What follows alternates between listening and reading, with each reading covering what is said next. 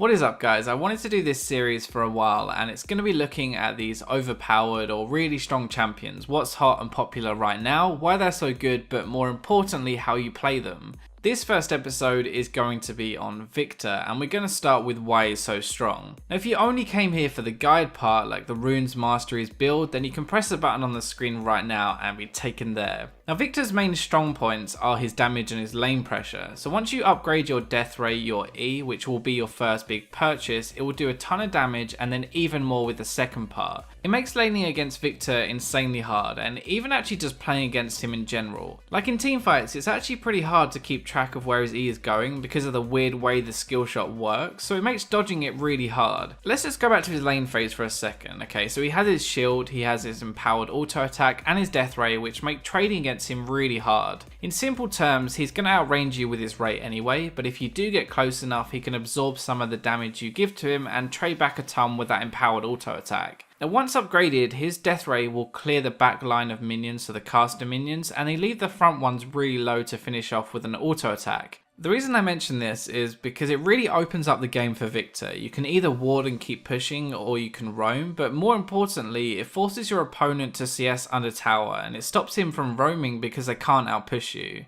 Now that's kind of his lane phase, right? So let's move on to his team fights. Now he doesn't get any weaker as the game goes on. If anything, he actually gets a bit stronger. His death ray has a 70% AP ratio, his ultimate has a base of 55, even his Q has 50%, which means his abilities will scale with how many items and AP you get pretty well. In general though, you bring a huge AoE ultimate, a huge AoE death ray, a tank killer in your Q, and even a stun or a zone tool with your gravity field. What I'm trying to show you in these clips as well is that the range of your death ray is so high that you can play extremely safe in fights while outputting a ton of damage. This is another thing as well, you don't really ever want to chase Viktor, that's when he's really good. He runs away, he aims his death ray back at you as you're running towards him in a straight line, and after a few of those he can probably turn and kill you with his ultimate. So those are all the reasons why he's hot right now, but just to summarize, it's like his damage, his lane pressure, kill potential, he can one-shot people late game, and he's strong early, mid and late game. But he does have some weaknesses, so he doesn't have any mobility or an escape, and that's the biggest thing. It means he can get camped pretty easily, and he does also auto push the wave with his E, which I said earlier, which makes you a very easy target.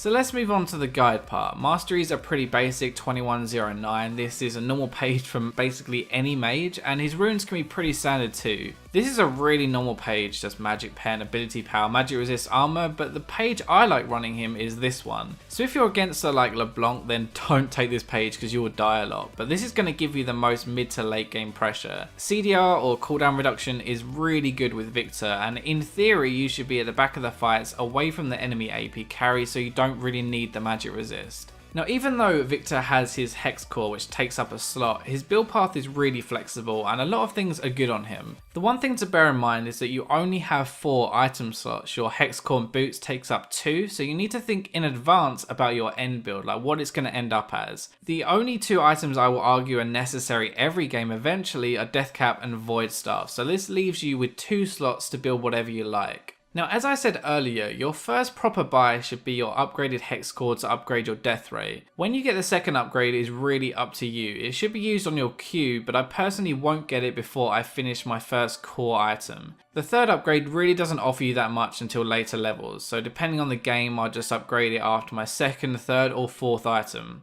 So moving on to the possible items that are actually good on Viktor, and the first one is Abyssal Scepter, and it's really good against heavy AP teams, especially if they are dive heavy people like LeBlanc or Lissandra. This is only going to be worth it if people are going to be in your face, near you. If they have a high range team then there's no point buying it. Morellonomicon actually gives you a good chunk of AP and CDR, which are both what Viktor wants. So if you aren't as confident about hitting your death ray, like you're not too good at hitting that skill shot, or it's a very slow game, or you want to poke, then this is going to be the ideal second purchase after your upgraded hex core. Now Death Cap is actually also a fine rush on Viktor. His AP ratios are good and he gets AP from that hex core upgrade. This will give you a huge burst in damage once it's completed, but your spells won't be up as often, which means you have to make sure you hit them. This is more of a I'm going to one shot you build though, rather than poke. Now Zhonya's is also really good on Viktor because he doesn't have an escape, and it's great against dive teams or full AD.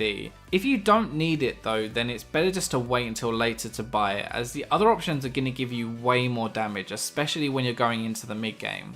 The final item I want to talk about is Lichbane, and the reason it's so good is because of his Q. It is kind of weird, but against really tanky teams it is amazing. If you have a tank running at you like a Maokai or Sejuani, then you can Q them, Empowered Auto plus Lichbane, and you'll dispatch them really quickly. It's also really good against squishy targets. If someone face checks you, then holy crap, you're going to one-shot them with this. But that being said, I think this is probably better as a third or fourth item and not before. I have to mention voice stuff or someone is going to pick me up on it, but I said before it should be caught in all of your builds at some point, even if you build it as your fourth, so your last item. So that wraps up this first What's Hot video, and I hope you like it. I hope you like the series idea, but please let me know your feedback. Feedback is really important to me on new series especially, so like it if you did like it, subscribe, and I'll catch you next time.